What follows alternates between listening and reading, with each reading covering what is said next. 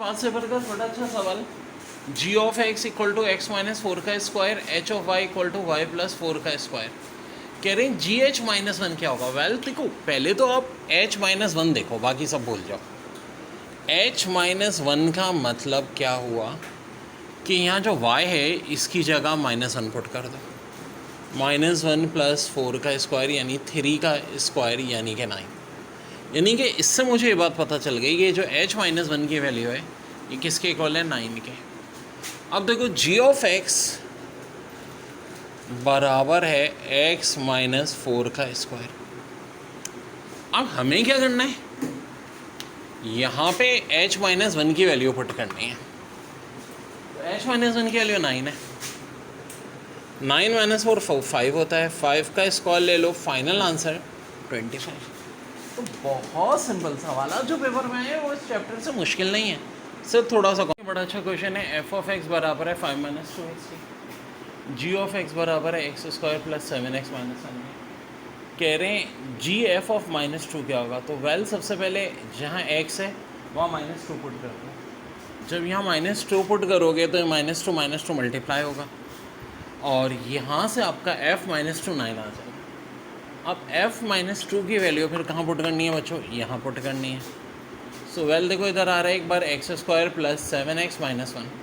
तो एक्स की आप क्या पुट कर दोगे, नाइन पुट कर दोगे, आंसर आ जाएगा। भाई क्या मुश्किल काम। एफ ऑफ इनवर्स दिया है x plus two divide by two x plus four और एफ ऑफ एक्स, और कह रहे हैं एफ इनवर्स एक्स निकालें। देखो इसका तरीका ये होता है कि हम ये करते हैं कि पहले तो ज़ाहिर है एफ ऑफ एक्स का मतलब होता है वाई। अब हम ये करेंगे एक्स को वाई बना देंगे, वाई को एक्स, यानी कि ये क्या हो जाएगा भाई, two y plus two, two x plus यहाँ भी वाई आएगा, टू वाई बल्कि यहाँ खाली वाई है ना, एक्स है तो एक्स की वाई इक्वल टू एक्स। अब हमें करना क्या है, एक्स लाना है। तो पहले तो क्रॉस मल्टीप्लाई करेंगे, वाई प्लस टू वैसे ही रहा, ये एक्स है, इधर जाके two y plus four, y plus two equal to two x y plus four x. Y को लाना है तो इस टू को भी उधर ले जाएं, y minus two x y equal to four x minus two, और वाई कॉमन ले लेंगे तो one minus two x equal to four x minus two. अब फोर एक्स माइनस टू और ये one minus two x divide, तो ये आ गया हमें एफ इनवर्स एक्स। यानी देखो फिर एक बात समझ लो कि भाई जो भी चीज़ दी है वाई है कि इक्वल है। अब एक्स को वाई बना दो, वाई को एक्स बना दो, दोबारा से अब आपको वाई की सेपरेट वैल्यू निकालनी है, ये आपका एफ इनवर्स एक्स चल जाता है। तो domain and range of inverse trigonometric function, थोड़ी सी कहानी चेंज है। देखो याद करो, ये थी पहले रेंज की वैल्यू ट्रिग्नोमेट्रिक फंक्शन की, अब यही सारी डोमेन की वैल्यू हो जाएंगी। तो हमें याद रखना भी आसान है कि sine inverse cos inverse x का डोमेन हो जाएगा माइनस वन टू वन, जो कि साइन और कॉस का क्या होता था, रेंज होता था पहले। इसी तरह tan inverse cot inverse x का रेंज था रियल नंबर, अब इनका डोमेन रियल नंबर है। इसी तरह सेक इनवर्स और कॉसेक इनवर्स एक्स का पहले रेंज था real number minus one comma one, अब की दफ़ा इनका डोमेन है। तो यानी ये जो डोमेन की कहानी है इनवर्स की, ये तो वही होगी जो उनके रियल की थी, तो बहुत आसान है। अब आए देखते हैं रेंज। तो साइन इनवर्स एक्स की रेंज होती है माइनस पाई अपॉन टू से लेके पाई बाई टू तक। और देखो दिलचस्प बात है, साइन का भाई है टेन इनवर्स, इसकी भी माइनस पाई बाई से लेके पाई बाई टू तक की होती है। इसी तरह कॉस इनवर्स और कॉड इनवर्स एक्स की सेम होती है, जीरो से लेके पाई, जीरो से लेके पाई, ठीक है। ये माइनस और फिर सेक इनवर्स कॉसेक इनवर्स में भी बात है, जीरो से लेके पाई बाई टू, फिर union minus pi by two से जीरो। और कॉसेक इनवर्स में पहले माइनस पाई बाई टू से जीरो, फिर यूनियन जीरो से लेके पाई बाई टू। तो थ्योरेटिकल एमसीक्यूज आएगी वैसे, ये पूछ लेंगे कि भाई साइन इनवर्स की रेंज क्या है, कॉसेक इनवर्स की डोमेन्स क्या है, सेकेंड इनवर्स की, यानी ये सारे आपको एक चार्ट बना के सामने रखिएगा, याद हो ही जाएगा, कोई इतना मुश्किल नहीं है एक दूसरे से। ओके जी, अब देखें 2012 का पेपर करवा रहा हूँ मैं, यहाँ तो देखो डिस्ट्रीब्यूशन लॉ लग जाएगा, ये हो जाएगा ए इंटरसेक्शन बी, ओके जी। फिर union A intersection C, question 1, harmonic mean between 10 and 40, तो फार्मूला क्या होता है 2ab divide by A plus B. बहुत आसान है यार, 10 और 40 पुट कर देना। हाउ कैन सिस्डल be seated around a table, तो इसके लिए फार्मूला होता है n-1 का फैक्टोरियल। ये शॉर्ट ट्रिक होती है 6 - 1 5 का factorial 120। Person earns 2000 rupees in January if each month 10% of his salary is decrease, how much he earn in April. अब देखें 10% सैलरी कम हो रही है, यानी 100 से 90 रह रही है। 4 साल बाद की बात, एक मिनट का मुझे देख लेने। जनवरी से अप्रैल का मतलब है जनवरी से मार्च अप्रैल, 3 महीने टोटल फ़र्क पड़ा। तो यहाँ ऊपर पावर 3 आ जाएगी, यहाँ 2000। अब देखो ये डिपेंड करता है ऑप्शन इन्होंने किस तरह लिखा है। यूजुअली इसको एक बार तो ऐसे ही इन्होंने दे दिया था 90/100 0.9 का क्यूब मल्टीप्लाई बाय 2000, ठीक है। सो इस तरह से भी आंसर आ गए। और एक और तरीके से भी आ सकता है कि अगर देखो वैसे हम इसको मल्टीप्लाई करते 3 दफ़ा 2000 को, तो एक ट्रिक ध्यान में रखो, कितना परसेंट डेप्रिशिएट हो रहा है 10%। 2000 का 10% कितना होता है 200। 3 साल का मतलब है 600, यानी 2000 में से 600 कम करो, एक्यूरेट नहीं, 1400 अबव आंसर होगा। और ये जब सवाल आया था तो 1400 अबव एक ही ऑप्शन था, तो वही आंसर करेक्ट। यहाँ देखें 1 + x का स्क्वायर और इंटीग्रेशन, तो ये 1/a tan इनवर्स x/1। अब डेयर यहाँ tan इनवर्स x और लिमिट भी है, सो लिमिट जब आएंगी 1 और 0, tan इनवर्स 1 जनाब क्या होता है 45 डिग्री, और बाद में तो 0 है, तो इसका आंसर ऑफ कोर्स 45 डिग्री या π/4 आ जाएगा। In how many ways can chair be written by the alphabet taking alphabet at a time? तो 5 वर्ड है, 5 का वेक्टोरियल ले लो, 5 का वेक्टोरियल 120 होता है। फिर देखो बी में 3 रोज़ हैं, 3 कॉलम है, क्यू में जो है 2 रोज़ हैं और 3 कॉलम है। कह रहे हैं कौन सी स्टेटमेंट जो है विच स्टेटमेंट इज़ करेक्ट। देखो रूल ये कहता है मल्टीप्लिकेशन के लिए पहले के नंबर ऑफ कॉलम दूसरे की नंबर ऑफ रॉस के बराबर हो। इसमें कितने कॉलम हैं 3, रॉस 2, तो P × Q तो नहीं हो सकता। Q में कितने कॉलम हैं 3, P में रॉस 3। Q और P की प्रोडक्ट हो सकती है, Q P एग्जिस्ट हो सकता है, P Q एग्जिस्ट नहीं हो सकता, Q P एग्जिस्ट हो सकता है, तो आंसर Q P है, ठीक है। ये B नहीं P है, P। तो ये आंसर आ गया बच्चों। ये 2012 का मैथ्स का पेपर था बच्चों। भाई यहाँ देखें f(x) है x³ 3x - 2x², कुछ अजीब सा लग रहा है। और पहले केस में कह रहे हैं x is less than 0, second में x इज़ ग्रेटर देन और इक्वल टू 0, लेस देन और इक्वल टू 2, और x ग्रेटर देन 2 जब x² है। तो कह रहे हैं then f-1 f+1 + f3 equal to. सो भाई कहानी होगी क्या, थोड़ा सा इस क्वेश्चन को घूर के देखो। एक तो x³ है, एक 3x - 2 है और एक x² है। आसान से ट्रिक बता रहा हूँ, ज़्यादा परेशान होने की ज़रूरत नहीं है। पहले x की जगह हमने -1 पुट करना है, कहाँ पे, यानी x³। देखो x³ है ना, लेकिन x की जगह हम क्या पुट कर देंगे -1, प्लस आगे x की जगह अब क्या पुट करना है 1। हाँ जी, अब अगली टर्म क्या है 3x - 2, तो x की जगह 1 पुट कर दें, प्लस अब आपको क्या करना है x की जगह 3 पुट करना है।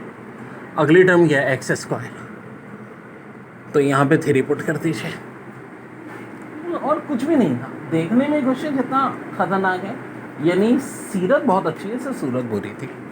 -1 का क्यूब -1 + 3 -2 + 9।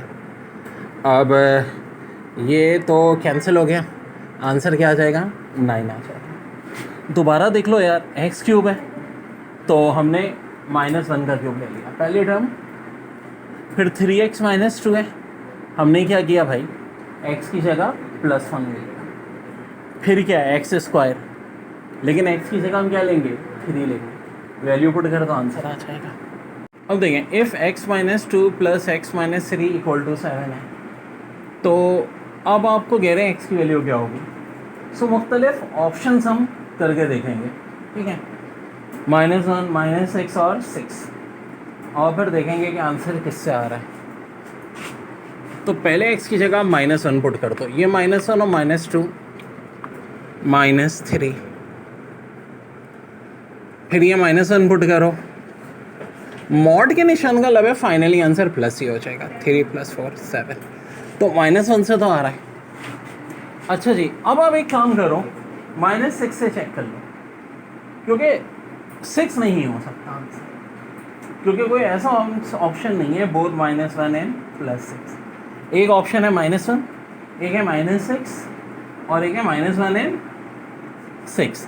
-6 का ऑप्शन नहीं है, तो फिर खाली, मतलब सुन लो, खाली -6 का तो है, लेकिन -1 एंड -6 का नहीं है। तो अगर 6 से भी हो रहा है तो इसका मतलब आंसर डी वाला ही होगा, हमें -6 चेक करने की जरूरत नहीं है।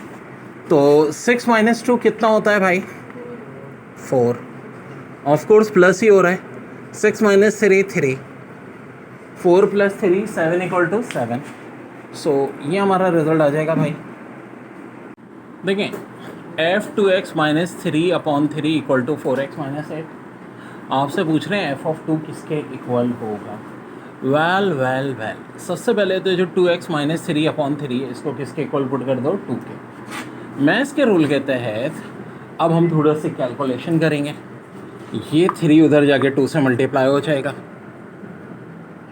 2x - 3 = 6, ये +3 भी उधर चला जाएगा 9, और जब ये डिवाइड कर लोगे तो x की वैल्यू 9/2। अब करना क्या है, देखो जब भी इस तरह के सवाल आता हूँ, पहले देखो लेफ्ट में भी एक फंक्शन था f ऑफ करके, वो बराबर दिया था एक वेरिएबल के 4x - 8, और यहाँ क्या दिया था f(2). तो याद रखो पहले हमने यहाँ पुट करनी है x की वैल्यू, ठीक है, और 2x - 3 को किसके इक्वल पुट कर देंगे हम, 2 के। सुन लो मेरी बात, ये जो चीज़ है इसको किसके इक्वल पुट करेंगे, इसके, 2 के। तो इसकी मदद से अब x हमारा आ गया 9/2। अब हमने बस क्या करना है, 4x - 8 में x की जगह क्या पुट कर देना है, 9/2। अब बिल्कुल हलवा हो जाएगा। देखो अब यहाँ पे पुट किया, ये कैंसिल हुआ 2 से, 2 9 18, 18 - 8 10, ये हमारा आंसर आ गया। अच्छा एग्ज़ाम में तो बस ये इतनी सी नज़र में रखना, आंसर निकालना और आगे बढ़ जाना। क्योंकि एग्ज़ाम नहीं है तो चलो कॉन्सेप्ट भी क्लियर कराता हूँ। यार ये जो 9/2 है, ज़रा यहाँ पुट करके देखो x की जगह, ठीक है, ये कैंसिल हो रहा है। 9 - 3 कितना होता है, 6 होता है, 6/3 कितना होता है, 2 होता है। ऑफ कोर्स यही तो हमें निकालना है f(2), तो बात वही है। लेकिन ये जो स्टेप मैंने अभी लेफ्ट पे किया है, ये एग्जाम में करने की ज़रूरत नहीं है। एग्जाम में बस हमें यही करना है, आंसर निकालना है। मेरे प्यारे बच्चों, f(x) निकालना है, कह रहे हैं f(x) इज लीनियर फंक्शन।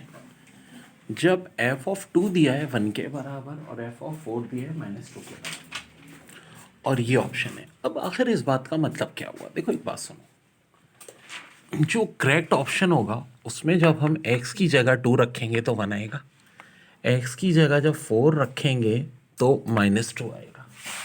तो अब हम ये करेंगे, जो ब्लू मार्कर से मैंने लिखे हैं सारे ऑप्शन है, ऑप्शन में चेक करना है। पहले क्या करना है, x की जगह 2 तो 1 आना चाहिए, पहले ऑप्शन में रखें x की जगह 2, x की जगह 2 रख दिया, ऑफ कोर्स 2 2 कैंसिल, -3 + 4 आ रहा है। अभी हम श्योर नहीं है क्योंकि एक कंडीशन पूरी हुई है, अगर दूरों हो जाती हैं तो आंसर फिर यही होगा मेरा। हाँ जी, f(4) -2, यानी x की जगह 4 रखें तो -2, यानी -3/2, यहाँ x की जगह 4 रखना है। चलिए रख के देखते हैं, 4 2 से कट रहा है, और ये -6 + 4, -6 + 4 ऑफ कोर्स -2 होता है, बिल्कुल है जी। नाउ वी आर श्योर कि हमारा आंसर यही है। अच्छा देखो, क्योंकि बोथ ए एंड बी वाला भी कोई ऑप्शन नहीं है तो यही है। हाँ एक काम ज़रूर करें, x की जगह 2 और 4 रख के इन दोनों इक्वेशन में देखिएगा तो आपको गलत आ रहा होगा। ना 2 रखने से x की जगह 1 आएगा, ना 4 रखने से -2 आएगा। वैसे अगर एक कंडीशन पूरी हो रही हो, दो ना हो रही हो, तो भी वो आंसर हमारा नहीं होगा, ठीक है। आंसर कब होगा? जब दोनों कंडीशंस पूरी हो रही हो, यानी x की जगह 2 रखने पे 1, 4 रखने पे -2, जैसा कि यहाँ हो रहा है। तो आंसर है मेरा। प्यारा सवाल है, f ऑफ x बराबर दिया है kx प्लस एक्स। कह रहे हैं अगर k की वैल्यू 1/3 हो तो बताओ f(3)(2) किसके इक्वल होगा? तो वेल इसका मतलब है k की जगह यहाँ 1/3 पुट कर दें और x की जगह 3/2 पुट कर दें। x की जगह फिर 3/2 पुट करेंगे, 3 कैंसिल, 1/2 प्लस 3/2, तो ऊपर 1 + 3 4, 4/2 = 2। बहुत आसान। यहाँ देखें के भी बराबर दिया है p + 1 का स्क्वायर और कह रहे हैं के एक्स -2 किसके इक्वल होगा? तो डेयर बहुत सिंपल सी बात है कि b की जगह x -2 अगर वो हो रहा है तो फिर क्या चाहिए? देखो ये जो चीज़ है ना b, इसमें 1 ऐड अप हो गया, इसका स्क्वायर हो रहा है, तो यही सेम कहानी होनी है।